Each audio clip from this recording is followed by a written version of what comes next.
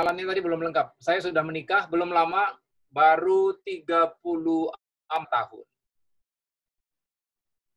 Tuhan mengaruniakan 3 orang anak di tengah-tengah keluarga kami. Pertama perempuan, yang kedua wanita, yang ketiga cewek. Jadi hanya saya sendiri pria yang ganteng di rumah. Tetapi 8 tahun yang lalu Tuhan kasih anak ganteng gede tiba-tiba alias menantu. Kemudian 3 tahun yang lalu Tuhan kasih pria ganteng yang kedua alias menantu yang kedua. Dan puji Tuhan, Tuhan itu baik. Kalau Tuhan kasih 3 anak perempuan, Tuhan kasih juga, Tuhan balas 3 cucu laki-laki semua. Jadi kita percaya apapun yang Tuhan beri, kita terima itu dengan penuh ucapan syukur dan kita harus terima itu, itulah yang terbaik. Jadi kita sebagai suami harus yakin juga pasangan yang Tuhan berikan bagi kita itu, itulah yang terbaik dari Tuhan. Yang setuju boleh lambaikan tangannya. Nah, istri-istri juga begitu. Pria yang jadi suamimu, itulah pemberian Tuhan yang terbaik bagimu. Halo ibu-ibu, boleh lambaikan tangannya kalau setuju. Jadi pria itu, siapa tadi, Bodu Regar itu sinaga itu satu itu yang terbaik itu. Kalau dulu belum bertobat, sinaga itu artinya si Najolo ganteng katanya. Tapi kalau sudah bertobat, tahu enggak kau artinya? Yesaya. Yesaya itu sinaga artinya sibuk nangani gerakan Allah. Oh, haleluya. Amin. Siap. Catat itu Yesaya, jangan lupa kau. Siap. Sinaga, sibuk nangani gerakan Allah. Nanti kalau ginting, kita minta pewahyuan dulu dari Tuhan. Oke, itu sedikit perkenalan, ya. Nah, jadi sore hari ini kita berbicara tentang peran suami istri. Berbicara tentang peran suami istri berarti berbicara tentang satu keluarga. Kenapa kita berbicara tentang keluarga? Karena dalam Alkitab jelas menggambarkan bagi kita bahwa lembaran pertama dalam Alkitab itu sudah berbicara tentang keluarga. Allah menciptakan keluarga, Kejadian 1 ayat 28. Allah memberkati mereka, kemudian Allah berfirman, beranak cuculah. Jadi itu dalam Kejadian 1. Nah, kemudian kalau kita langsung cepat ke ayat terakhir, pasal terakhir dalam Perjanjian Lama, itu ditutup juga dengan masalah keluarga. Hati bapak-bapak kembali ke anaknya, dan hati anak-anak kembali ke bapaknya. Nah, menurut saudara, apakah ini kebetulan? Saya percaya di dalam Alkitab tidak ada yang kebetulan. Roh Kudus yang memimpin para hamba-hamba Tuhan menulis Alkitab ini. Itu semua dalam tuntunan Roh Kudus. Kemudian kalau kita baca lagi, Matius 1 ayat 1. Inilah silsilah Yesus Kristus. Nah, silsilah itu kalau bahasanya di Belgia itu namanya tarombo. Ya. Itu silsilah, itu bukan istilah bisnis, itu istilah keluarga. Kenapa itu dibuat pasal pertama, ayat pertama? Saya percaya itu juga tidak kebetulan. Nah, kalau kita baca kitab terakhir, pasal terakhir, Wahyu, kita juga di sana dikatakan, kita orang percaya sebagai pengantin perempuan. Yesus, anak domba Allah, sebagai pengantin pria. Pengantin, itu juga istilah keluarga. Nah, karena itu mari, keluarga itu penting di hadapan Tuhan. Kalau keluarga itu penting di hadapan Tuhan, apa yang penting bagi Tuhan, kita juga harus menganggap penting.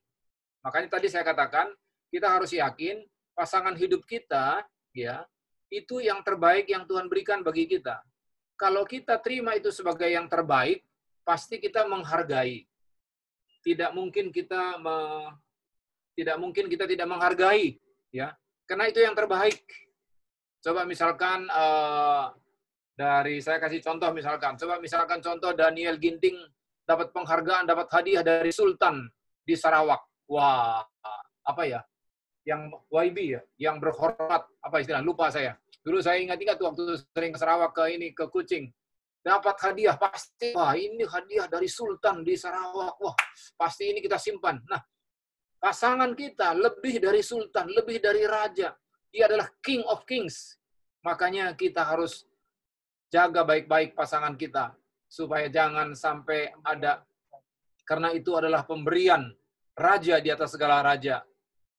kita tidak boleh bertindak semena-mena. Nah, itu sedikit introduksi. Nah, kita masuk yang kedua. Pernikahan bukanlah ciptaan manusia. Nah, sore hari ini teman-teman di Kucing bisa berbahagia karena yang melayani hari ini pasangan. Jadi istri saya baru datang tadi. Jadi dia nyusul. Shalom Minang. Halo. Mungkin perkenalan singkat dulu, singkat. Jadi motong. Singkat. Shalom, Bapak Ibu, senang sekali bisa bertemu sore hari ini. Nama saya lengkapnya Marilinda Sumbayak. Sering dipanggil hanya Ibu Linda. Ya. Jadi kita sudah menikah? 34 tahun tadi sudah. Oh, 34 tahun. Oke. Itu saja. Oke, jadi kita kembali ya. Jadi pernikahan itu bukan ciptaan manusia, ya. Tapi pernikahan itu adalah ciptaan Tuhan. Tapi saya mau tanya Daniel dulu. Ini apa PowerPoint-nya jelas ya, kelihatan ya, bisa dibaca ya? Kecil ya? Belum keluar, Bang. Belum keluar? Iya. Sudah ya? Oh, sudah, Bang. Sudah. Kecil apa besar? Besar. Oke, jelas ya kalau gitu ya? Iya. Oke. Jadi pernikahan itu bukan ciptaan manusia. Ketika Allah menciptakan Adam, dia tidak pernah minta istri, Tuhan, kesepian saya di sini. Tetapi Tuhan mengerti apa yang dia butuhkan. Maka Allah menciptakan pernikahan, menciptakan Hawa dari tulang rusuk Adam. Sehingga dia berikan. Ketika itu diberikan bagi Adam, apa respon Adam? Langsung dia berkata, kalau saya punya bayangan, selama belum ada Hawa, dia temannya hanya binatang-binatang, dan itu bukan teman yang sepadan. Dan langsung dia berkata, wow, inilah dia daging dari dagingku, tulang dari tulangku, katanya. Nah, jadi disambut dengan sukacita. Jadi pernikahan itu adalah ciptaan Tuhan. Dengan kata lain, pernikahan adalah rencana dan desain Allah sendiri. Karena itu Allah menetapkan peran dan peraturan untuk suami dan istri. Supaya bagaimana keluarga itu bisa jadi langgeng. Keluarga itu bisa diberkati Tuhan. Karena Allah yang menciptakan, maka dia membuat peran. Apa peran suami, apa peran istri, dan peraturan untuk suami dan peran istri. Dia yang menciptakan. Kemudian yang berikut, apa tujuan pernikahan? Nah, saya mau tanya dulu ya. Kalau Yesaya dulu mau menikah, ini kira-kira kenapa kau menikah Yesaya? Dibuka dulu itunya ya. Siap. Apa tujuanmu dulu? Kenapa menikah? Untuk menggenapi firman Tuhan. Aman. Wih, rohani sekali jawabannya. Wow. Dan beranak cucu bertambah banyak.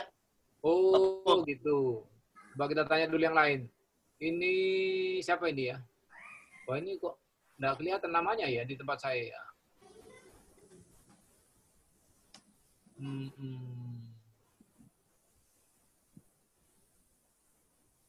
Nah, di dalam firman Tuhan berkata ada beberapa poin. Kenapa Allah menciptakan pernikahan? Pertama, ada satu misi yang Tuhan siapkan. Ya.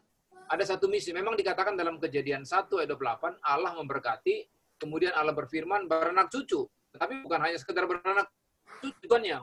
Untuk apa? Melaksanakan mandat Allah. Katakan, melaksanakan mandat Allah. Mandat Allah buat apa? Untuk menguasai seluruh ciptaan Tuhan. Ya. Menguasai ikan-ikan di laut, burung-burung di udara, semua ciptaan Tuhan. Bahkan mengusahakan, dikatakan dalam Kejadian 2 ayat 15.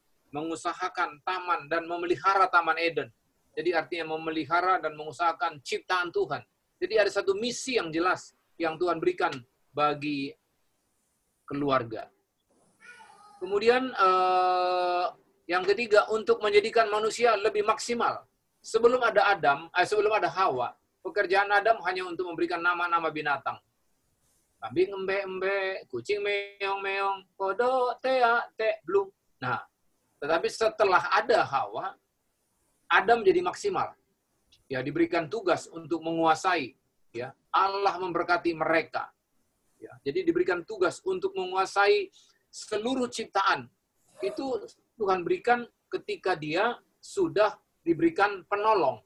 Makanya pekerjaan seorang pria, ataupun dengan kata lain, satu orang pria menjadi maksimal ketika didampingi oleh seorang perempuan. Nah, makanya kalau kita melihat konglomerat-konglomerat orang-orang terkaya di dunia ini, kalau kita perhatikan tidak ada yang single. Semua itu mereka punya keluarga. Jadi pria jadi maksimal oleh karena ada penolong. Wow. Tapi wanita juga jadi maksimal oleh karena dia ada pria yang pendampingnya. Kemudian yang berikut sebagai wadah pembentukan karakter ilahi.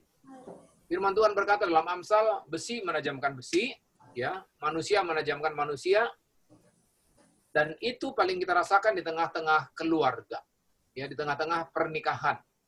Jadi sebagai wadah pembentukan karakter ilahi. Jadi Tuhan memproses suami melalui istri.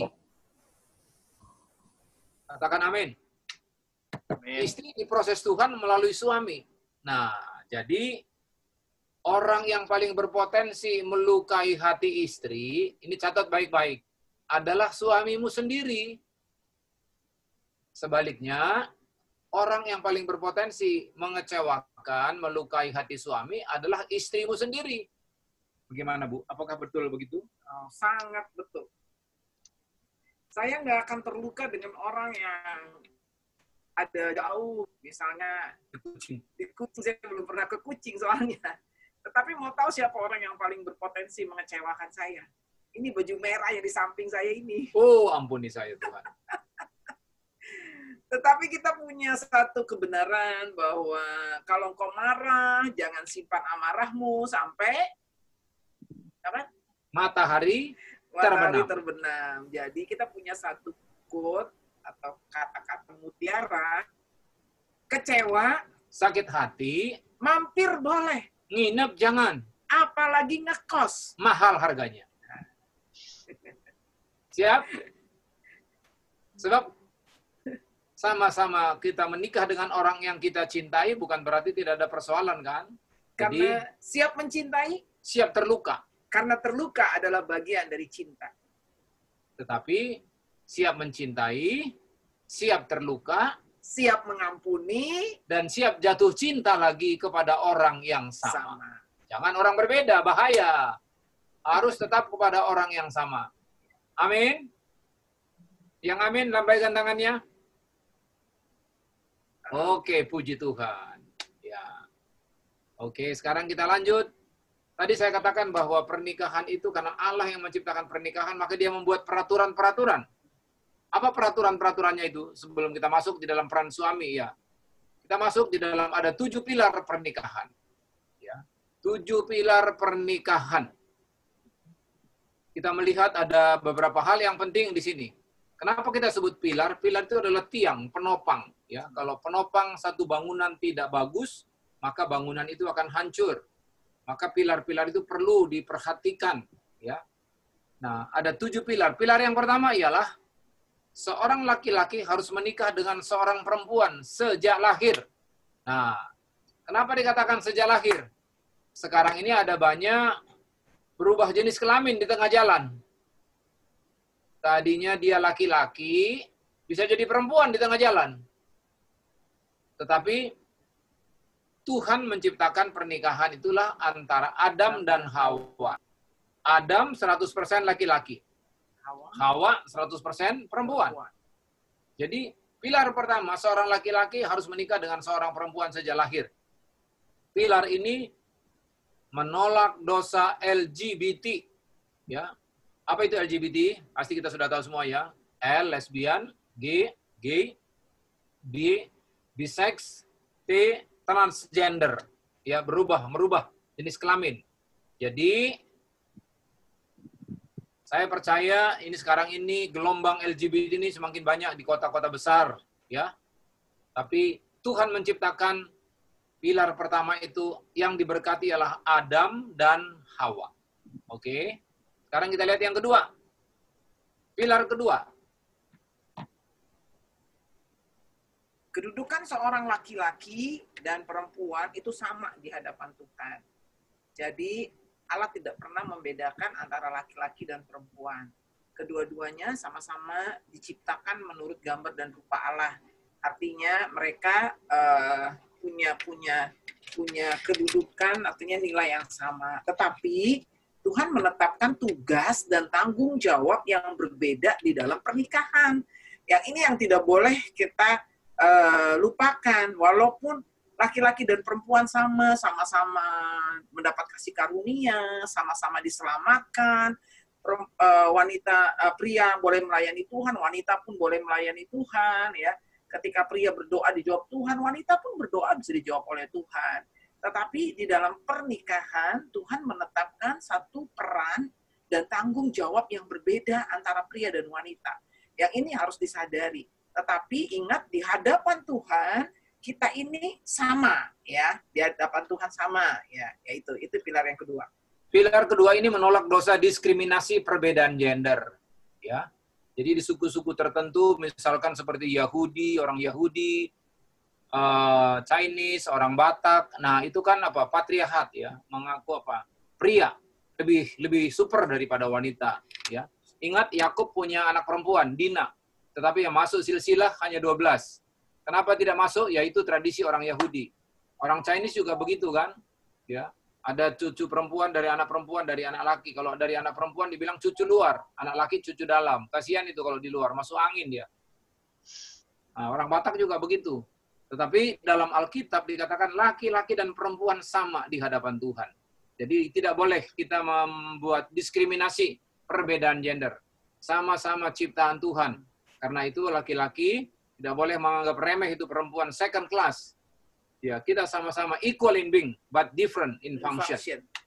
Oke, itu yang kedua. Sekarang yang ketiga. Pilar ketiga. Seorang laki-laki. Mungkin kita agak stop di sini ya, Pak. Ya. Berdasarkan hal itulah, maka Tuhan sangat tidak suka kalau terjadi yang namanya KDRT di dalam rumah tangga. Ya. Apa itu KDRT? Kalau di Indonesia bilangnya kekerasan dalam rumah tangga. Karena apa? Karena wanita itu adalah Tuhan ciptakan untuk menjadikan pria lebih baik. Jadi ketika Adam masih seorang diri, Adam itu nggak teriak-teriak sama Tuhan. Tuhan, aku kesepian, kasih aku penolong. Enggak.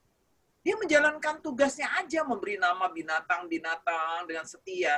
Tetapi Kejadian 2 ayat 18 berkata, tidak baik manusia itu seorang diri. Berarti Tuhan sendiri melihat tidak baik laki-laki itu seorang diri. Makanya pernikahan itu adalah inisiatifnya Tuhan. Allah sendiri yang berinisiatif untuk memberikan penolong bagi Adam. Karena Tuhan melihat kalau Adam seorang diri, maka dia tidak akan bisa maksimal di dalam tugas yang Tuhan berikan di dalam kehidupannya. Karenanya Allah memberikan wanita. Tetapi Tuhan bilang, nih, saya berikan penolong bagi kamu yang sepadan dengan kamu. Tapi ingat, apa yang dikatakan Petrus dalam 1 Petrus yang ketiga. Hiduplah bijaksana dengan dia. Sebagai teman pewaris kasih karunia. Justru ini cuma ayatnya. Kalau engkau tidak hidup bijaksana dengan dia, maka doa seorang pria terhalang. Ya, doa seorang pria terhalang. Saya melihat kalau seorang suami yang melakukan KDRT kepada istrinya, saya lihat kehidupan mereka ya tidak mengalami berkat Tuhan ya. Jadi bagaimanapun keadaan kehidupan pernikahan kita, jangan pernah terjadi yang namanya KDRT. KDRT mesti kita rubah. Kita rubah. Apa itu kita rubah? KDRT, kekerasan dalam rumah tangga harus diganti. Kristus dalam rumah tangga. Ayo katakan sama-sama. Kristus dalam rumah tangga.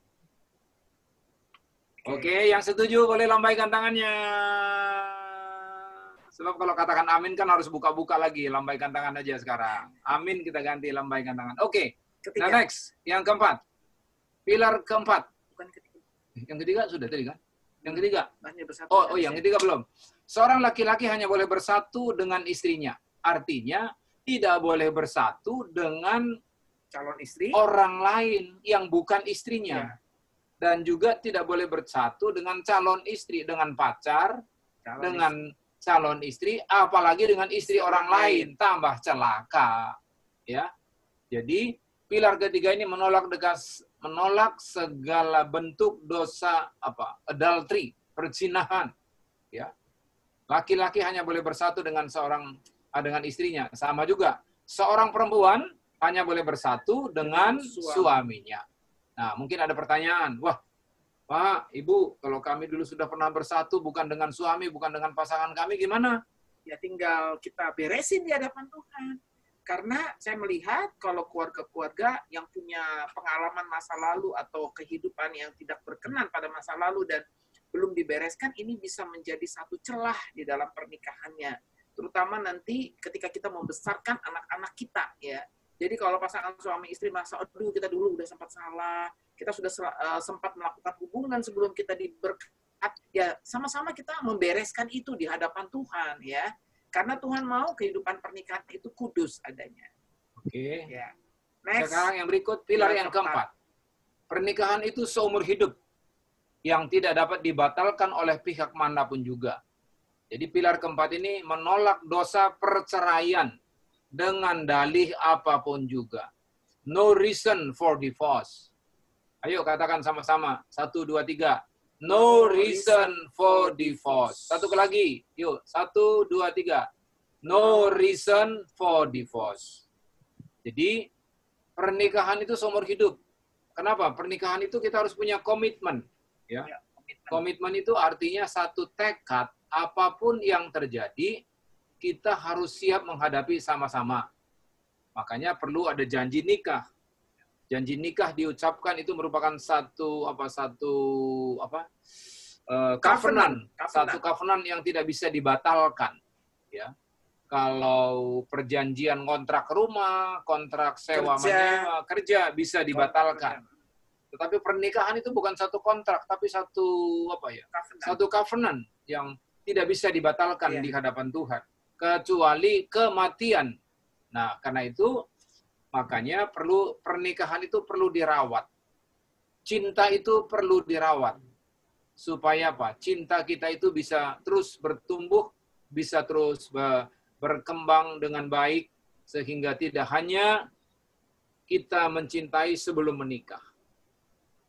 Jadi cinta perlu dirawat. Karena ya biasanya kalau lagi pacaran itu semua cocok. Ya. Kalau sudah menikah, cekcok. Nah, begitu kan? Kalau sudah pacaran cocok terus. Mana pun cocok. Itu sabar sekali nungguin pacarnya belanja juga, yang cowoknya sabar sekali. Masih lapar pun dia tahan lapar. Tapi kalau sudah menikah nungguin istri belanja, baru 5 menit aja, hei, cepat. Telepon terus, cepat. Nah, jadi mari. Cinta itu perlu dirawat. Ya, jadi apapun yang terjadi. Jadi kalau ada masalah, kita harus berusaha bagaimana menyelesaikan masalah. Kita mencari solusi, way out. Ya. Apa way out-nya?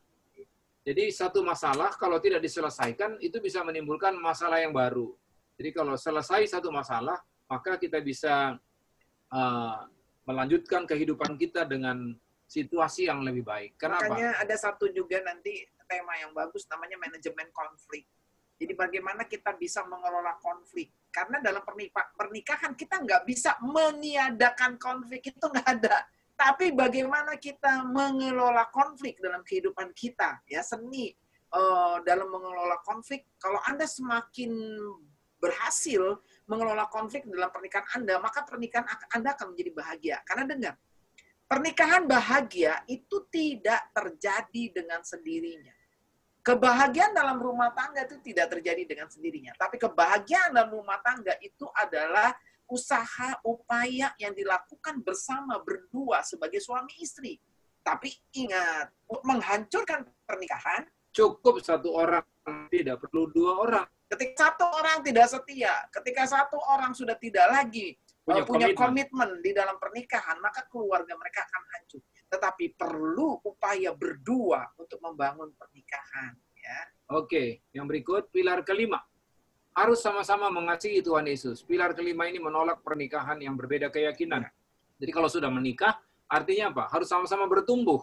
Ya, sama-sama suami istri buat mesbah keluarga. Ya, di mana kita bisa memuji Tuhan sama-sama dengan anak-anak. Kalau Tuhan sudah berikan anak-anak, kita bisa berdoa bersama-sama, membaca firman sama-sama, sama-sama bertumbuh. Itu yang Tuhan kehendaki. Dan kalau sudah sama-sama bertumbuh, maka pasangan suami istri ini kita harus sama-sama melayani Tuhan. Jangan satunya melayani Tuhan, satunya tidak. Maka itu nanti tidak terjadi keseimbangan, ya. Tapi sama-sama, yuk kita sama-sama melayani Tuhan, sama-sama bertumbuh, sama-sama melayani Tuhan. Maka akan terjadi satu perkara indah di dalam rumah tangga kita. Melayani Tuhan itu bukan berkhotbah, banyak cara melayani Iya. Tuhan. Nanti tanya Pak Daniel, nanti bisa dikasih. Saya percaya pelayanan itu banyak, ya, banyak caranya. Keenam, Keenam sekarang, pilar yang keenam, seorang laki-laki hanya diperbolehkan menikah dengan seorang perempuan. Demikian sebaliknya. Artinya artinya monogami. Tidak boleh poligami, tidak dua boleh, istri ataupun poliandri, dua dua suami. Kenapa? Dasar Alkitabnya, Allah memberkati mereka satu Adam, satu Hawa. Ya, satu Adam, satu Hawa. Jadi satu laki-laki, satu perempuan. Tidak boleh dua perempuan atau dua laki-laki, satu perempuan. Ataupun sebaliknya, dua perempuan, satu laki-laki. Tapi satu Adam, satu Hawa. Itulah yang dimaksudkan pilar keenam ini. Hanya boleh menikah dengan seorang istri. Nah, karena itu makanya, Kalau sudah menikah, jangan lagi lihat-lihat yang lain. Harus fokus kepada pasangan Anda. Kita harus bisa berkata, pasangan kita itu adalah yang terbaik yang Tuhan berikan dalam kehidupan kita. Karena apa? Pasangan yang diberkati Tuhan, ingat, nobody perfect. menikah dengan siapapun selalu ada problem. Jangan pernah berpikir, wah, salah pilih saya ini.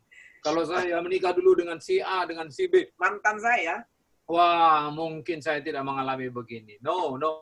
Menikah dengan siapapun, ya, pasti punya masalah. pasti ada masalah. Karena apa? Kita ini adalah manusia yang tidak sempurna. Tetapi manusia yang tidak sempurna ini ketika kita bertobat, terima Tuhan Yesus di dalam kehidupan kita, maka kita akan terus disempurnakan di dalam Tuhan. Karenanya betapa penting landasan pernikahan itu haruslah menjadi Kristus yang menjadi kepala dalam rumah tangga kita. Kalau kita berfokus kepada Kristus, gambaran segitiga. Iya, Bapak udah kasih. iya, belum. Ya, seperti kalau segitiga, ada segitiga. Ini suami istri, Kristusnya di atas. Semakin suami menuju ke Kristus, istri menuju Kristus, semakin dekat kepada Kristus. Ini semakin suami istri semakin dekat. Ya, ini kan kalau kaki segitiga ya, nanti mesti ada gambarannya. Jadi kalau ini suami, titik sini suami, titik sini istri. Di atas Tuhan Yesus. Masing-masing nih menuju kepada Kristus. Semua bertumbuh, dewasa. Because nobody perfect. Tetapi kita akan menuju kepada kesempurnaan. Tapi kalau kita ingat sama Tuhan Yesus, kita menuju kepada Tuhan. Suami saya mengecewakan saya, tapi Tuhan Yesus juga mengampuni. Saya harus bisa mengampuni pasangan saya. Saya lepaskan pengampunan buat pasangan saya. Kalau saya lakukan itu, maka keluarga kita akan bahagia. Tapi kalau kita jauh, semakin jauh dari Kristus, maka kita pun pasangan suami istri akan semakin jauh. Nah, jadi mari, ini ya, artinya pernikahan itu seumur hidup. Jadi masalah dalam pernikahan itu bisa diselesaikan. Karena di dalam Yesus selalu ada solusi. Oke, sekarang pilar yang ketujuh terakhir. Seorang laki-laki hanya boleh bersatu dengan seorang perempuan setelah diberkati. Ingat Kejadian 1:28, Allah memberkati mereka, kemudian Allah berfirman beranak cucu. Ya. Jadi jangan dibalik, beranak cucu dulu baru diberkati. Tapi inilah prinsip firman Tuhan. Ya. Diberkati dulu. Jadi kalau dulu Anda belum sudah bersatu sebagai suami istri sebelum diberkati, ya minta ampun sama Tuhan, bereskan di hadapan Tuhan. Kami percaya bahwa segala sesuatu yang kita buat pada masa yang lalu tidak bisa kita rubah, tapi kalau kita datang kepada Tuhan, Tuhan bisa mengampuni dan menyucikan kita dari segala kejahatan kita. Oke, sampai di sini kira-kira bisa diikuti. Kalau mungkin ada pertanyaan, sampai di sini saya berikan kesempatan. Kalau ada pertanyaan,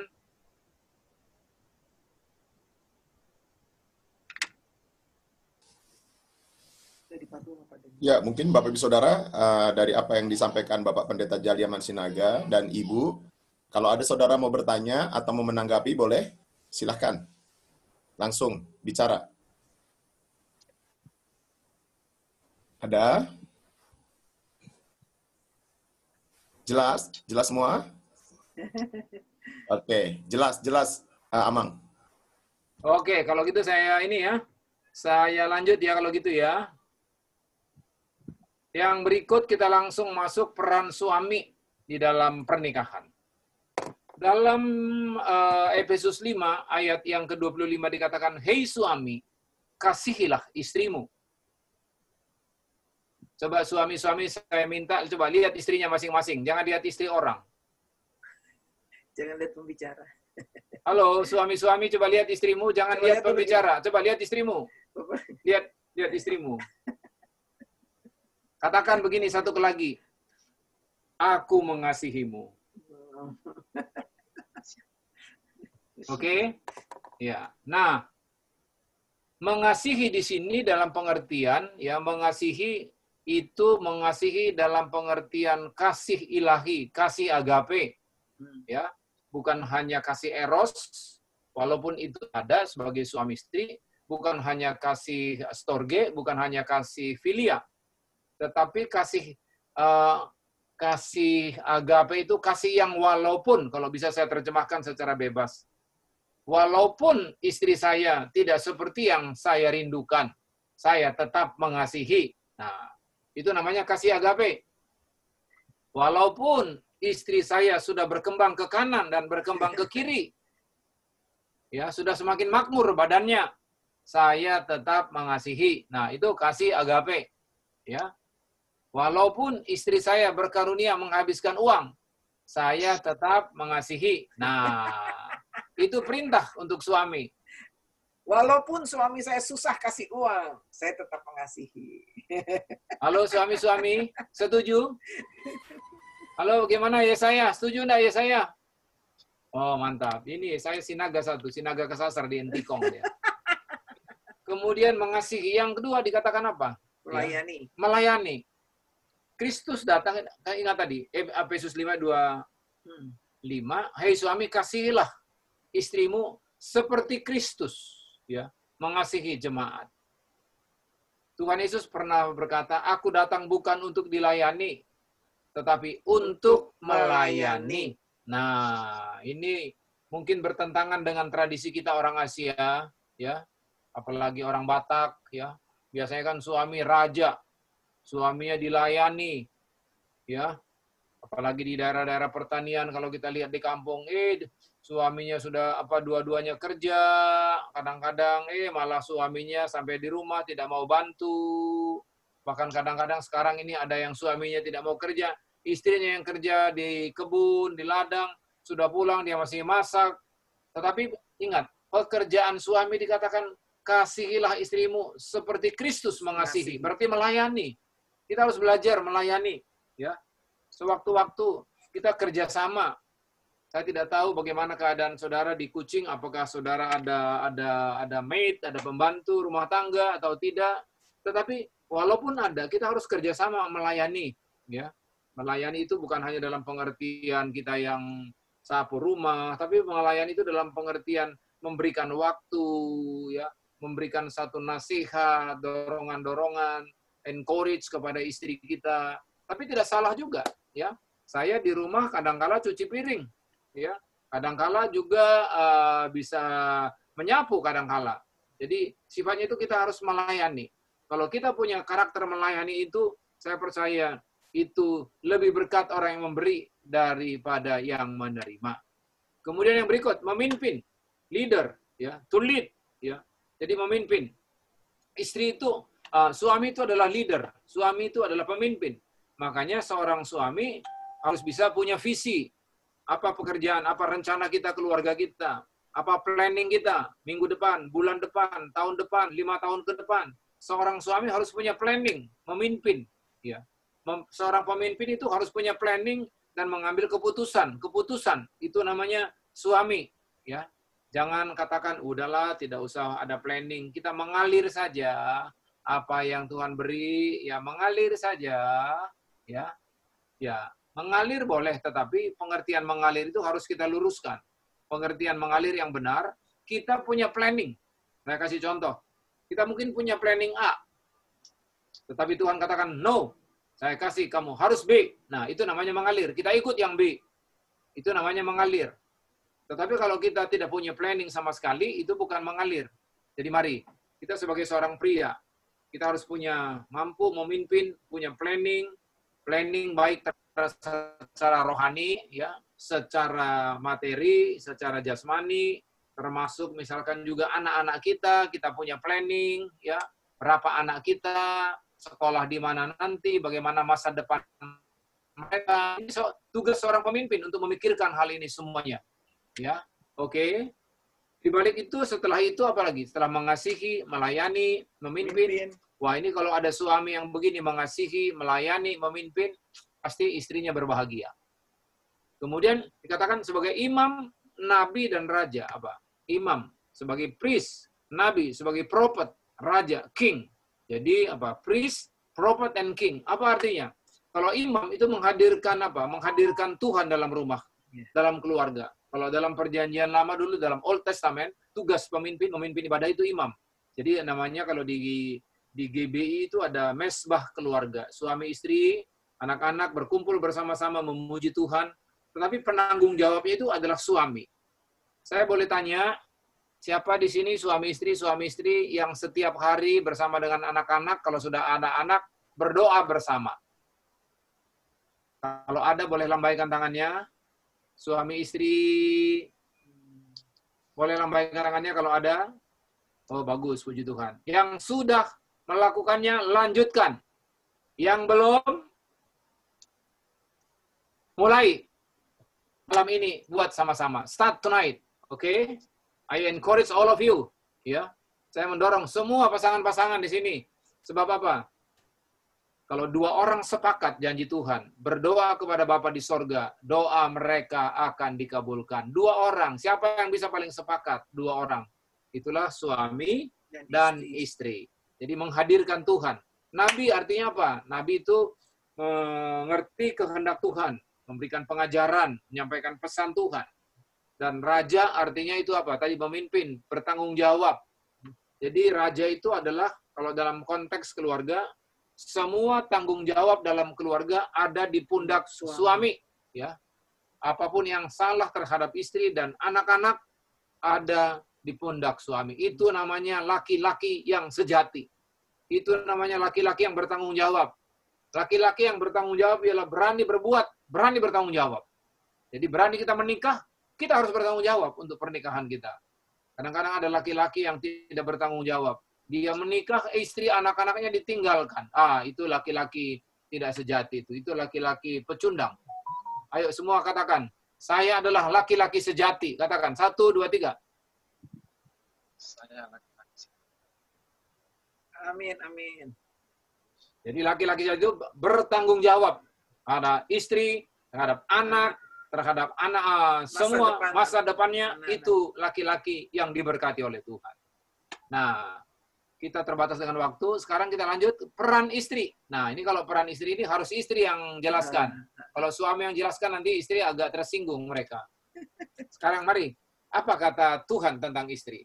Ya, mungkin sebelum kita masuk ke peran istri, saya mau sampaikan juga, mungkin ada beberapa Bapak Ibu mengenal anak kami ya. Jadi anak kedua kami itu Acha Sinaga yang menikah dengan Andy Ambarita, yang buat cover lagu-lagu rohani ya. Yang mereka tinggal di Sydney begitu. Jadi itu anak kedua. Anak pertama kami tinggal di Medan. Dan menikah dengan sekarang sudah punya 2 anak. Nah, Bapak Ibu, saya melihat saya sebagai satu kesaksian di dalam kehidupan pernikahan kami, bagaimana kami membesarkan anak-anak. Membesarkan anak-anak itu peran bapak itu, ayah itu dalam memimpin itu sangat penting. Jadi bagaimana dulu Acha memulai karirnya di Indonesia sebagai seorang artis, ya, pemain film, tapi bagaimana untuk hidup tetap kudus di hadapan Tuhan. Kenapa kami memberikan mereka untuk karena Tuhan memberikan itu satu tersendiri ya. Kami doa dan Tuhan bilang masuklah. Artinya memang izinkan dia untuk satu gunung transformasi terjadi di bidang art, di bidang art ya, kan gunung art.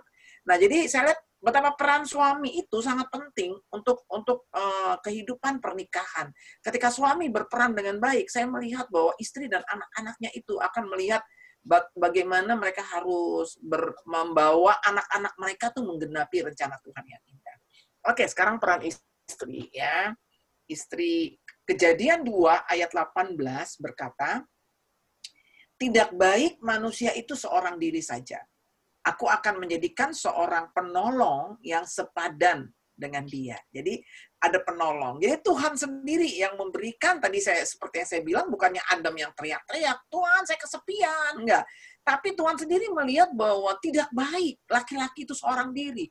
Jadi kehadiran wanita itu konsepnya Tuhan akan menjadikan pria lebih baik. Sekali lagi, wanita diciptakan Tuhan, wanita diberikan di dalam pernikahan supaya pria menjadi lebih baik. Nah, karena itu, supaya pria menjadi lebih baik, maka Tuhan bilang, kamu harus jadi penolong yang sepadan. Kalau wanita tidak menjadi penolong yang sepadan, kalau wanita menjadi perongrong, wanita menjadi penodong, apalagi provokator di dalam rumah tangganya, itu tidak akan menjadi lebih baik. Tapi Tuhan bilang, kamu harus menjadi penolong. Penolong yang sepadan. Bukan berarti karena penolong terus di bawah, diinjak, tetapi sepadan. Ya, betapa penting kita menjadi penolong di dalam pasangan hubungan sebagai suami istri. Karena apa? Tuhan udah bilang tidak baik dia seorang diri. Maka ketika kita berperan sebagai penolong, kita akan membuat pasangan kita menjadi lebih baik. Itu penolong. Nah, karena itu Tuhan bilang juga, kamu harus hormat kepada suami. Ya, harus hormat kepada dia karena dia adalah pemimpin. Tunduk kepada otoritas yang Tuhan telah berikan, bahwa yang menjadi kepala di dalam rumah tangga itu adalah suami, bukan istri. Sehebat-hebatnya seorang istri, mungkin istri bisa punya penghasilan, bisa bekerja juga dan mempunyai penghasilan bisa lebih daripada suaminya. Tetapi ingat, kalau saya pun bisa menghasilkan keuangan di dalam rumah tangga saya, berarti saya ini dalam rangka memaksimalkan peran saya sebagai penolong. Jadi itu tetap, bagaimanapun saya cuma penolong. Ya, yang menjadi kepala, yang menjadi pemimpin itu adalah suami. Kalau istri menyamai kedudukan dengan suami, maka yang terjadi di dalam rumah tangga akan ada dua kepala. Kalau ada dua kepala, kalau kapal aja ada dua kapten, maka dapat dipastikan kapal itu bisa pecah berlayarnya ya. Jadi, tapi kalau di dalam rumah tangga ada dua kepala, maka yang terjadi adalah hal yang sering kita mengalami satu benturan dan benturan. Ya. Karena itu seorang istri itu harus tunduk kepada otoritas. Dia harus menghormati suaminya. Dia harus menghargai dia. Karena apa? Masih ingat. Kepala dari istri adalah suami. Tapi jangan lupa, kepala dari suami masih ada. Itulah siapa? Kristus. Jadi ketika saya tunduk kepada suami, itu sebenarnya saya sedang menundukkan diri kepada otoritas yang lebih tinggi. Ketika saya tunduk kepada suami, sebenarnya saya sedang tunduk kepada Tuhan.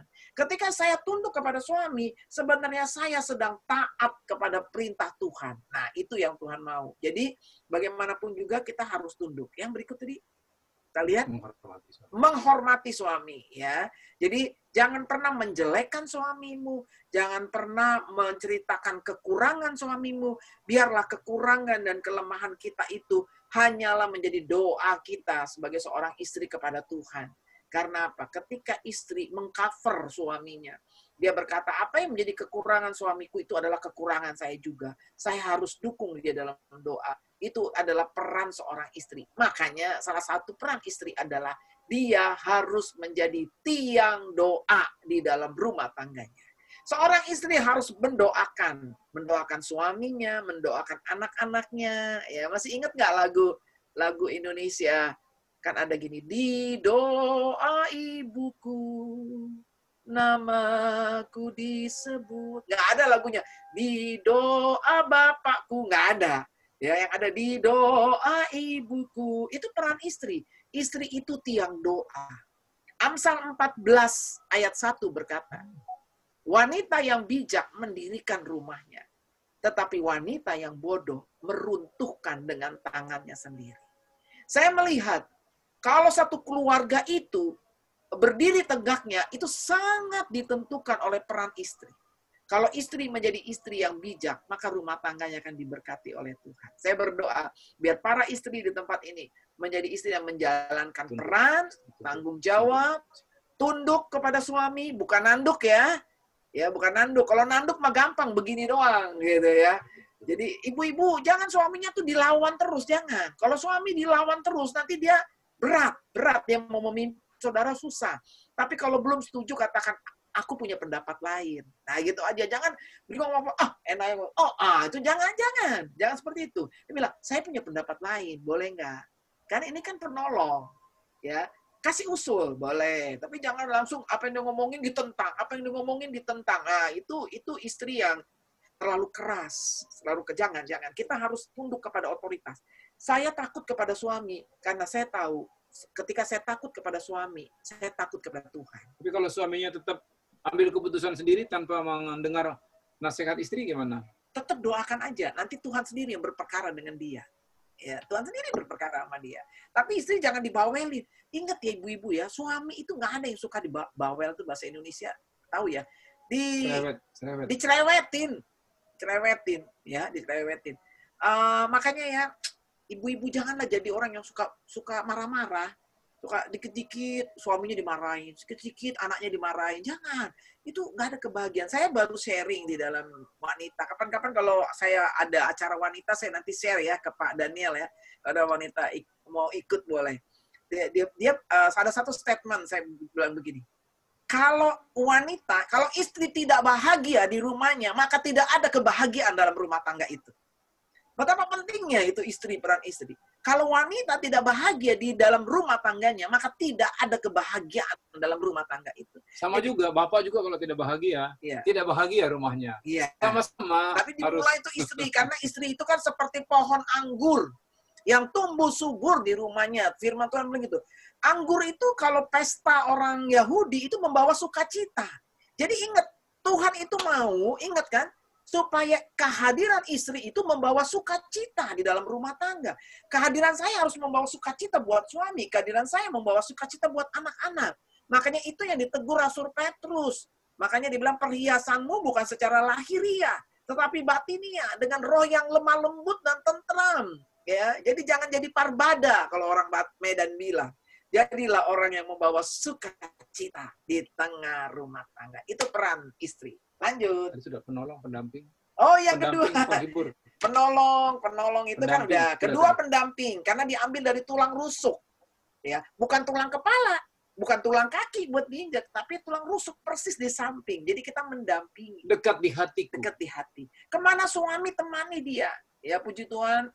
Kami kalau melayani selalu pergi berdua, karena anak yang 2 sudah menikah, anak yang ketiga ini lagi skripsi, jadi ya memang waktunya ini kami bisa lebih banyak pergi bersama-sama. Dampingi suamimu, ya. Jadi itu kita harus mendampingi dia, bukan hanya mendampingi secara fisik, dampingi di dalam doa. Kemudian yang ketiga, peran daripada istri, dia itu penghibur buat suaminya. Ya, jadi itu tadi tidak ada. Kalau wanita tidak sukacita dalam rumahnya, tidak ada sukacita dalam rumahnya, maka tidak ada sukacita di dalam rumah itu. Karena dia penghibur. Bagaimana dia mau menghibur, dia sendiri marah-marah terus kerjanya kan? Tetapi kalau dia bilang, udahlah, kau boleh ditipu orang, nggak apa-apa, lepaskan berkat aja buat dia. Nanti kita berdoa, Tuhan juga ganti dia. Itu namanya penghibur. Tapi begitu suaminya lapor, aduh, hasianku, uang yang aku pinjamin ke temanku itu sudah nggak bisa balik, orangnya udah kabur. Datang kita, dasar kau laki-laki, nggak bisa, bodoh. Itu namanya bukan penghibur. Ya, itu nggak bisa. Tapi kamu bilang, udahlah, sabarlah. Uang segitu aja, nggak apa-apa. Kalau kita berdoa sama Tuhan, supaya Tuhan buka jalan, nanti kita dikasih berkat sama Tuhan buat kita. Nah, itu tuh peran istri tuh di situ. Jadi istri tuh nggak boleh jadi kompor. Kompor, manas-manasin, ya, jangan begitu.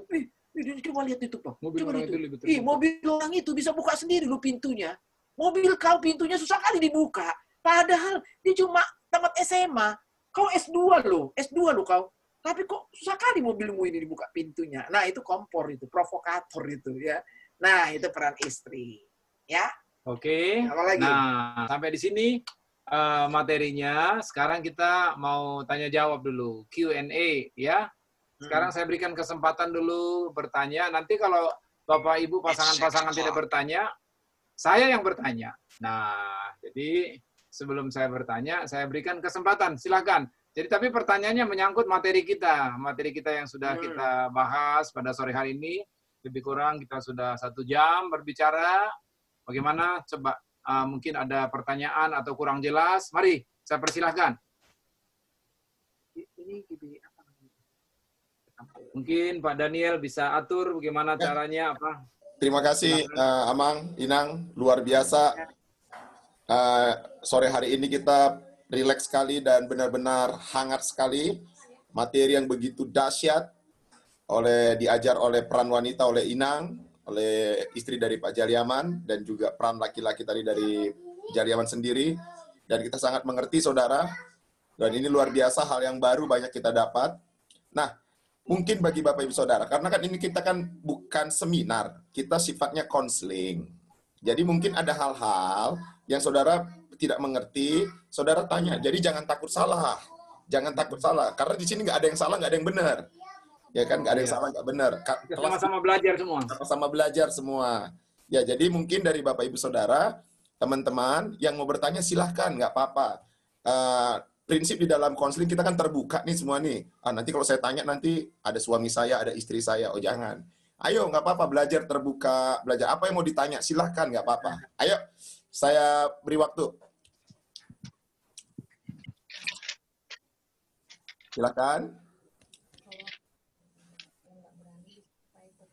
Atau kalau apa ke private chat, boleh ke langsung Pak Jaliaman, ada private chat, boleh langsung di ruang chat kita itu, kalian boleh langsung private chat, langsung di underscore Pak Jaliaman, itu chat itu tidak kemana-mana, dia langsung ke Pak Jaliaman, tidak ke saya, tidak kemana-mana, itu boleh juga, silahkan.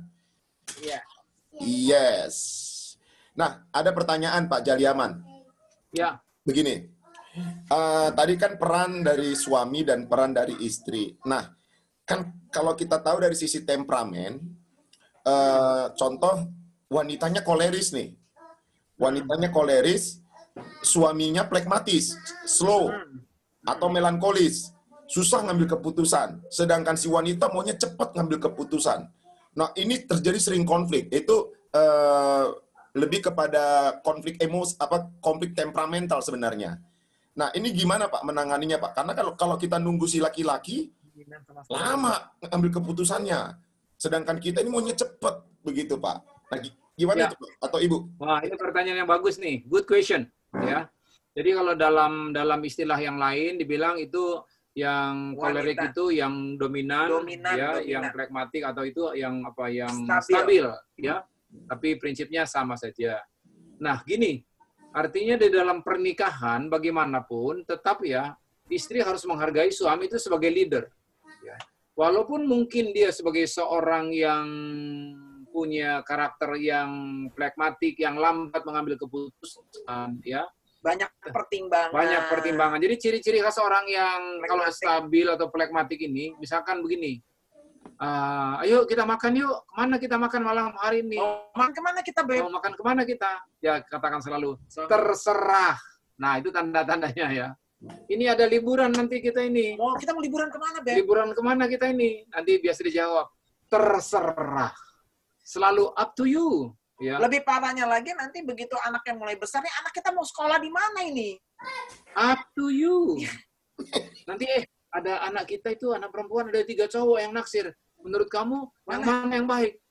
Up to you. Wah, repot ini kalau begini kan. Nah, jadi karena itu, kalau wanita yang punya foto karakter tadi, kolerik tadi, bukan yang ini. Wanita yang kolerik, suaminya yang pragmatik. Wanita bisa kasih saran 2 pilihan. Misalkan tadi kalau cerita makan. Ini kita makan di Chinese food atau makanannya emak.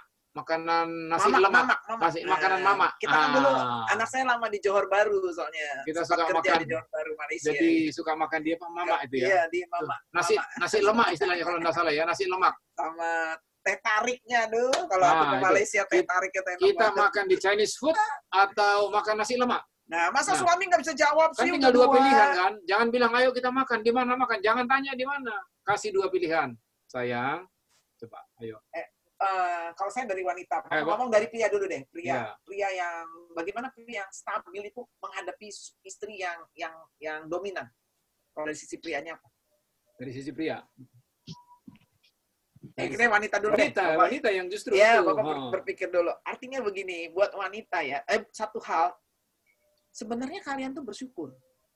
Coba ya, orang yang kolerik nikah sama orang yang sama-sama kolerik.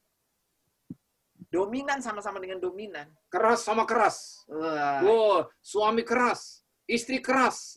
Wah, anaknya lahir nanti bajak. mau nentuin tempat makan aja bisa perang dunia. Karena Mau- orang yang kolerik itu, orang dominan itu punya kehendak yang keras. tidak mau ini. Istrinya bilang, enggak, gue mau makan di lapo. Yang Saya mau makan di BPK katanya. Yang satu bilang lapo BPK sama Bapak mau BPK. Saya maunya makan di warung Sunda. Nah, Ya. tidak, Saya mau saya Sunda. mau di Lapo. Nah, saya mau di Sunda. Anaknya bingung, gue ikut siapa ya? Gue ikut siapa nih? Anaknya bingung. Dia bilang, tanya papa, mama. Ya, bingung. Mendingan tanya rumput bergoyang, kata anaknya. Tapi sama juga, Tapi kalau stabil sama stabil, plekmatik sama plekmatik. Nah, mau makan juga susah. terserah. Tanya mama, kata anaknya tanya. Makan di mana kita, Pak? Tanya mama. Dia tanya mamanya bilang, tanya bapak. Nah, bingung kan nanya juga kan? Nggak bisa ambil keputusan. Nah, itu, Akhirnya, aduh, mendingan aku tanya rumput bergoyang ini. tapi kita bersyukur. Tuhan itu selalu mempertemukan, ingat, pasangan yang saya Orang lihat, yang berbeda. dominan selalu ketemu dengan stabil. Supaya Orang apa? kolerik selalu dipertemukan dengan pragmatik. Supaya apa? Ya, saling melengkapi. Saling melengkapi. Suaminya jadi terangkat. Iya, suaminya terangkat. Tetapi buat seorang istri, kalau dia itu dominan, dia tahu suaminya itu stabil, suaminya cincai-cincai, suaminya itu lebih kepada pragmatik, seorang istri tidak boleh mengambil keputusan sendiri. Seorang istri harus decision maker itu suami. Dia serahkan itu. Ya, saking dominannya dia belanja, dia punya uang, dia, kok kulkas lagi diskon? Nggak tanya suami, langsung diganti kulkasnya. Nah, itu bahaya nggak boleh. Tapi kalau beli cabai, beli tomat, ya nggak usah tanya. Itu kebutuhan-kebutuhan sehari-hari gitu ya. Itu tanda seorang istri yang menundukkan diri. Jadi dia penggunaan keuangannya juga harus sepengetahuan suaminya. Dia mau apa? Seperti saya. Kalau saya pelayanan rutin, kami kan pengkhotbah dua-dua, itu kami udah tetapkan oke, boleh di mana-mana. Tapi kalau sampai keluar kota, saya nggak akan jawab iya, saya pergi. Saya bilang, saya tanya suami dulu. Berarti istri harus menundukkan diri kepada suami. Jadi saya bukan decision maker di dalam rumah, termasuk kepada anak-anak. Kepada anak-anak. Jadi kan ini kan memang agak perlu penyeimbangan. Jadi kita harus bisa menundukkan diri. Walaupun saya punya kemauan yang keras, punya pemikiran yang mau cepat, tapi saya harus bisa menundukkan diri kepada suami yang kolerik, suami yang pragmatik, suami yang stabil. Ya, saya harus juga menolong dia tadi. Kalau saya nggak bisa mengambil keputusan, itu aja Pak. Jadi pertama menyadari bahwa perbedaan itu adalah sesuatu yang baik, sesuatu yang baik. Harus menyadari dulu. Itu adalah yang baik ya. Tetapi yang kedua, bagaimana yang berbeda ini bisa bersinergi sehingga menjadi satu kekuatan, bukan dipertentangkan. Kalau dipertentangkan akan cekcok terus. Tapi bagaimana disinergikan? Oke, saya wanita yang agak sedikit cepat berpikir, cepat bertindak. Suami saya sebetulnya, saya tolong dia.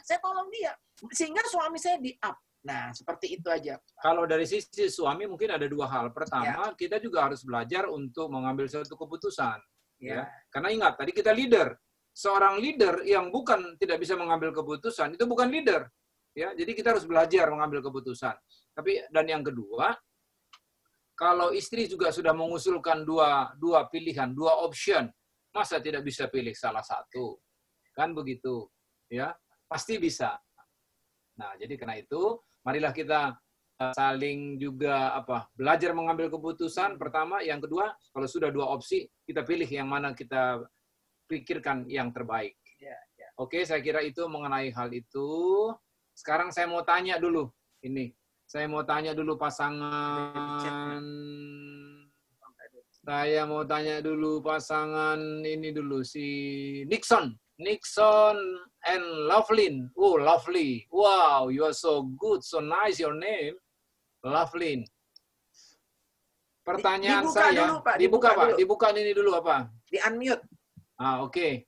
Nixon bisa sama Lovelyn bisa dengar? Halo Nixon, bisa dengar suara kami? Brother Nixon langsung ditanya, langsung tahu dia punya line. Langsung hang dia punya ini. Apa keputus ya? Bisa dengar, nggak bisa dengar? Mungkin Kalau ada gitu, masalah di jaringan mungkin. Iya, jaringannya dia. Oke, saya tanya dulu, Sitorus. Pak, Kak, Pak nggak dengar, Sitorus. Pak. Halo, Pak Sitorus. Eda baru apa ini? Horas lae. Mana tadi Pak Sitorus?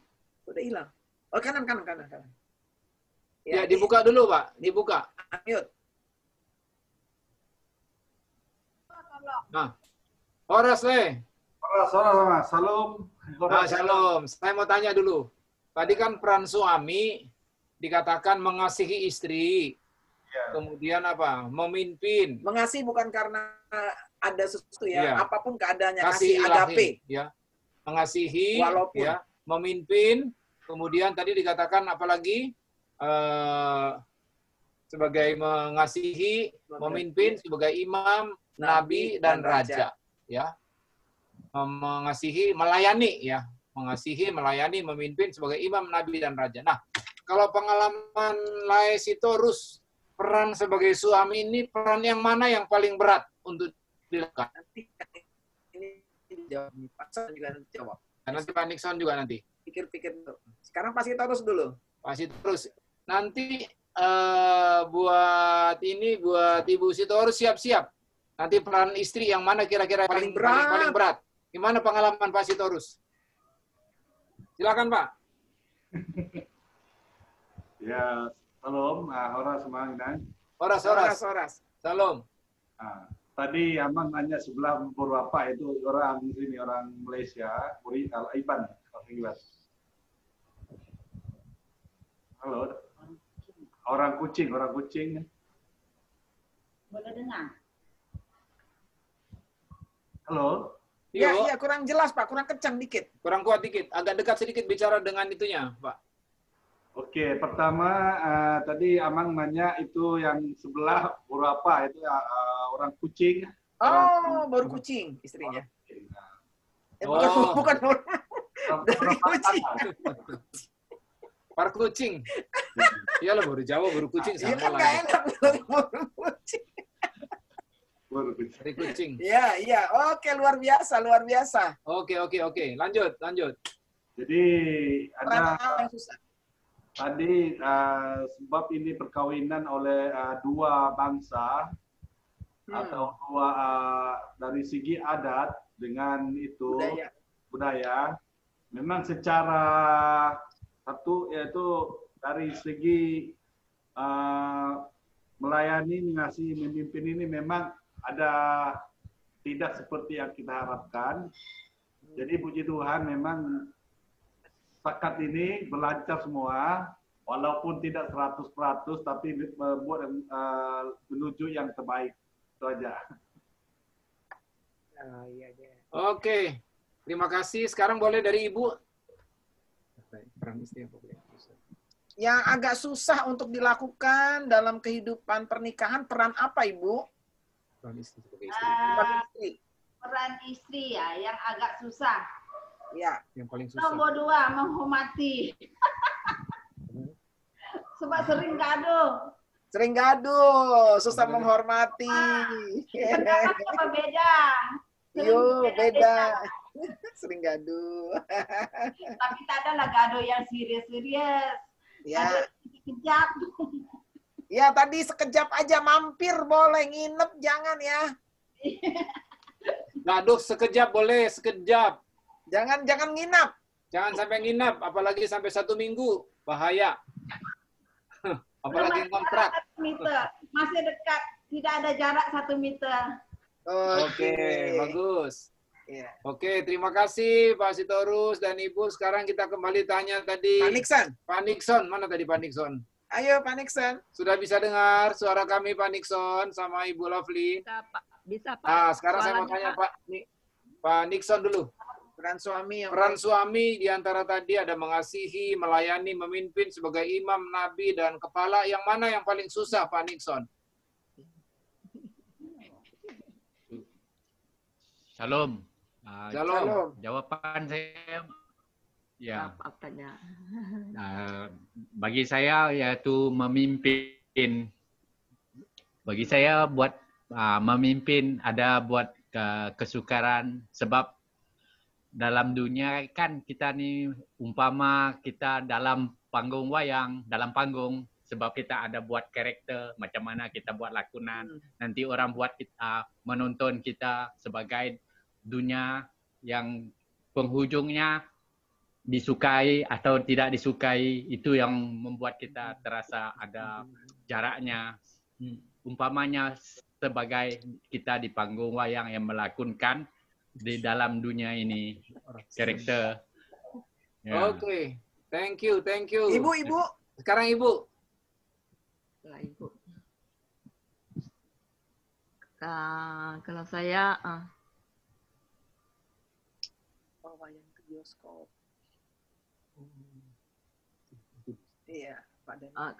Peran apa Ibu yang agak susah Ibu lakukan dalam keluarga Sebagai istri. sebagai seorang istri?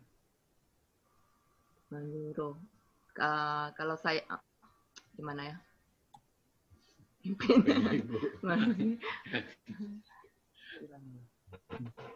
Tunduk? Tunduk. Biasanya tunduk apa nanduk? Tunduk.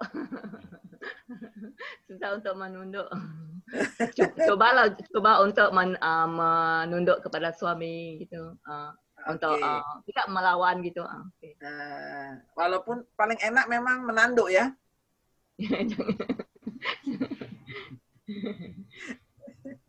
Oke, kalau saya lihat dari dua jawaban ini, ada satu hal yang perlu kita ingat, bahwa kalau kita menikah, kita itu harus bisa accept untuk pasangan kita. Jadi jangan gini, saya mau terima kamu, tapi yang ini kamu rubah dulu. Nggak bisa. Jadi nggak bisa itu namanya pecicilan. Nggak bisa kreditan. Artinya tuh sedikit-sedikit. Nggak bisa. Tapi saya harus accept dia whole, secara keseluruhan. Baik itu kekurangannya, baik itu kelemahannya, baik itu kelebihannya. Nah, ada yang namanya accept. Karena apa? Ketika saya punya dasar hati saya secara psikologis, ketika saya belajar menerima pasangan saya, maka yang namanya konflik-konflik itu semakin dikurangi. Tetapi kalau saya belum menerima pasangan saya sepenuhnya, maka konflik-konflik itu bisa terjadi.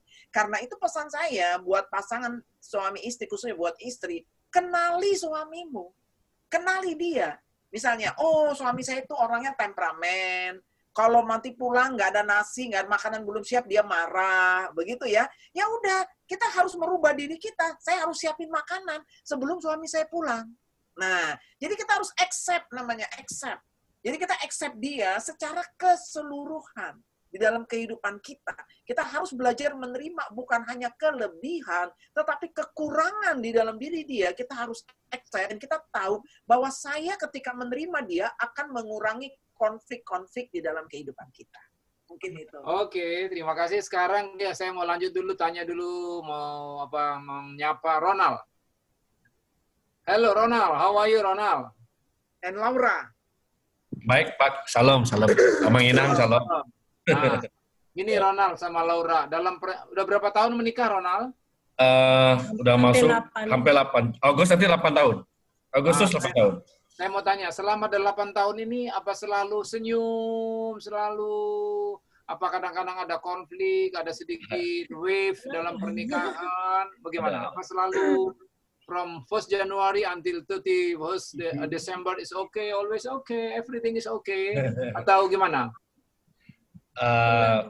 Selama ini puji Tuhan, memang ada konflik, tapi kita nggak pernah nginap. Paling lama dia. Mantap. Nah, sekarang saya mau lanjut lagi ya.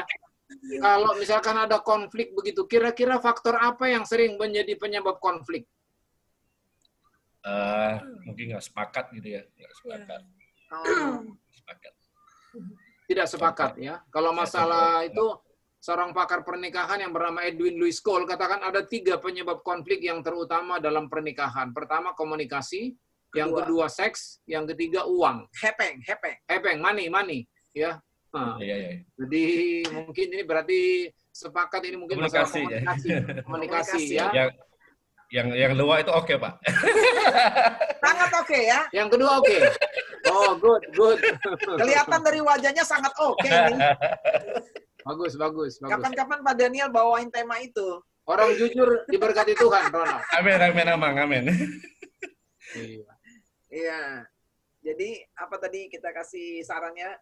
Apa tadi dia bilang bagaimana supaya bisa sepakat? Iya, bagaimana bisa sepakat? Ya, kita kadang-kala begini, Ronald. Ya. Yes, Pak. Kita di dalam pasangan kita ada hal-hal yang tidak bisa kita rubah. We cannot change about our spouse. You cannot change her. Ya. Kita tidak bisa, demikian juga istri tidak bisa merubah suami. Tetapi yang bisa kita rubah adalah respon kita. Yes. Ketika saya menemukan apa sesuatu dalam pasangan saya yang tidak saya sukai dalam kehidupan saya, dia nggak setuju kepada apa yang saya sampaikan, ya saya rubah aja, saya punya respon. Jangan begitu dia nggak setuju, dia nggak sesuai sama kita bilang, aduh pusing saya nikah sama kamu, aduh enggak. Oh memang dia begitu, saya terima aja dia apa adanya. Saya rubah konsep saya merubah respon saya. Saya kasih contoh satu, Ronald sama Laura, supaya apa ya, supaya konkret ya. Saya kalau belanja, ya, saya belanja sesimpel mungkin, secukup, ya. Kalau istri saya belanja, maksudnya bagus, ya, supaya nanti di rumah itu tidak ada yang kelaparan, tidak ada yang kurang. Tapi akhirnya kadang-kadang itu di peti sejuk, ya. Saya ingat peti sejuk itu kadang-kadang ada apple sampai busuk, kadang-kadang ada saat tidak ada yang makan. Nah, saya itu tidak pernah begitu. Jadi saya kalau beli apple, beli buah, ya secukupnya. Nah, itu satu ini. Tapi saya tidak bisa rubah istri saya. Masa kan gara-gara satu apple satu kita jadi ribut. Jadi saya tidak bisa merubah istri saya, tapi ya sudahlah. Masa gara-gara satu apel aja jadi kita rame suami istri kan. Jadi ya sudahlah, terima. Itu, jadi kita bisa sepakat. Sometimes we say kita sepakat untuk tidak sepakat. Nah, itu. Jadi sepakat untuk tidak sepakat. Tadi itu sepakat. Tidak suka dengan apa yang tidak suka itu kita. dengan pasangan. Tapi ya kita tidak bisa merubah. Nah, tapi ya itulah yang kita harus accept. Karena menikah dengan siapapun, kenal ya sama Laura, hal-hal seperti itu ada. Jangan pikir, wah, saya mungkin kalau menikah dulu dengan orang yang pacar saya dulu, wah tidak begini. Oh, menikah siapapun selalu ada konflik problem. Oke, saya kira jamnya sudah hampir habis. Thank you, Mang Inang. Iya. Saya kira saya kembalikan ke Pak Daniel. Senang sekali bisa ketemu sama ini. Waktunya kalau boleh saya mau berdoa dulu, Pak Daniel. Boleh saya berdoa dulu untuk semua pasangan-pasangan yang ada di sini. Saya sebenarnya masih ingin ini, tapi karena jam 7 ini ada jam 7 ada kita punya acara Talk About Men. Jadi itu hanya talk only for men. Jadi nanti kalau satu waktu, nanti kalau mungkin Pak Daniel juga nanti kita bisa, nanti saya sharing kalau kita bisa saling memberkati. Dan acara wanita, diselang dengan acara wanita namanya Talk About Woman. Jadi kita bicara tentang wanitanya itu minggu depannya. Dan kebetulan saya sedang membahas outer beauty versus inner beauty. Jadi inner beauty saya sudah bahas minggu lalu. Minggu depan saya akan bahas tentang outer beauty. Dengan anak saya dibantu, kami kolaborasi dengan Acha Sinaga. Dengan anak kami dari Sydney. Ya. Dan juga hari Sabtu ini kita ada acara khusus couples, suami istri. Nanti hari Sabtu tanggal berapa ini? Hari Sabtu ini tanggal 18. Tanggal 18 jam 7 malam. Jadi berarti jam 8 malam di Kucing ya. Hanya 1,5 jam kita Hanya 1,5 jam. Nanti kita bahas satu-satu topik. Kayak tadi kita bicara tentang accept, kita bicara tentang togetherness, begitu. Satu-satu poin kita bicara. Tapi poin itu biar lebih memberkati hubungan suami istri. Nanti hari Sabtu ini kita berbicara tentang triangle of marriage. Ya, segitiga pernikahan. Oke, Bapak Ibu, mari kita berdoa satu lagi. Saya rindu berdoa. Mari suami istri bergandengan tangan satu dengan yang lain. Kita tundukkan kepala kita berdoa. Oh, ralaba syaralaba. Oh, ralaba syaralaba takaralaba syandana yaralaba laba laba laba. Syaralaba takaralaba laba laba laba. Bapak, terima kasih Tuhan untuk hamba-Mu Pak Daniel yang Tuhan gerakkan juga untuk membuat satu acara ini ya Bapak. Kami bersyukur Tuhan untuk beban, untuk visi ini. Kami percaya ketika kami memberkati keluarga, satu komunitas, satu gereja diberkati oleh Tuhan. Kami berdoa Tuhan untuk semua pasangan-pasangan yang telah ikut di sini sore hari ini. Aku berdoa dalam nama Yesus, Engkau melawat mereka. Suami-suami diberkati oleh Tuhan, menjalankan perannya Tuhan, untuk mengasihi, melayani, memimpin istri dan anak, bahkan sebagai imam, nabi, dan raja, kepala dalam rumah tangga mereka. Dalam nama Yesus, aku berkati suami-suami di sini ya Tuhan. Terima kasih Bapa. Apapun masalah mereka, biarlah kiranya Tuhan tolong. Tuhan memberkati mereka. Tuhan melawat mereka Tuhan Yesus. Apapun persoalan kami, kalau kami datang merendahkan diri di hadapan Tuhan, Engkau berikan solusi yang terbaik. Amin. Jadikan kami seorang leader, jadikan kami seorang suami, jadikan kami sebagai seorang imam, sebagai seorang nabi, sebagai seorang kepala dalam rumah tangga kami. Sehingga kami membuat satu keputusan-keputusan yang berdampak untuk kemuliaan bagi nama-Mu. Terima kasih ya Tuhan. Aku berdoa Engkau berkati Tuhan. Pengurapan imam, pengurapan nabi, pengurapan raja turun bagi suami-suami semua yang ada di tempat ini. Dalam nama Yesus, terima pengurapan imam, terima pengurapan nabi, terima pengurapan raja. Engkau sebagai imam, nabi, dan raja dalam rumah tanggamu. Terima kasih ya Tuhan Yesus. Aku berdoa juga Tuhan untuk para wanita sebagai istri di tempat ini ya Bapa. Aku berdoa untuk mereka, biarlah Tuhan kehadiran mereka membawa sukacita. Sebagaimana Tuhan berkata tidak baik laki-laki itu seorang diri. Aku berdoa biar buat tiap wanita akan membawa kebaikan di dalam rumah tangganya. Setiap wanita membawa sukacita di dalam rumah tangganya.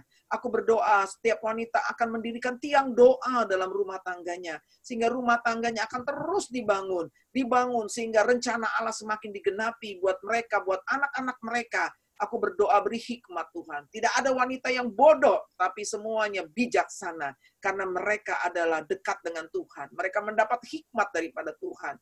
Mari jamah hati para wanita di tempat ini. Jamah Tuhan. Kalau mungkin ada yang terluka, aku berdoa dalam nama Tuhan Yesus. Biar pemulihan terjadi. Mari lepaskan pengampunan. Lepaskan pengampunan. Kalau engkau terluka karena engkau sering konflik mungkin dengan pasanganmu atau dengan keluarga ipar atau mungkin mertuamu. Aku berdoa saat ini, jangan mau lepaskan pengampunan. Kalau engkau konflik dengan siapapun, aku berdoa buat wanita di tempat ini dipulihkan oleh Tuhan. Amin. Mari aku berdoa tiap wanita dapat menjalankan perannya dengan baik. Amin. Dia seperti pohon anggur yang membawa sukacita, tumbuh subur di dalam rumah mereka masing-masing. Terima kasih Bapak, terima kasih Tuhan. Akhirnya kami berdoa untuk hamba-Mu Pak Daniel. Mari kita angkat tangan kita berkati Pak Daniel dan istri. Oh,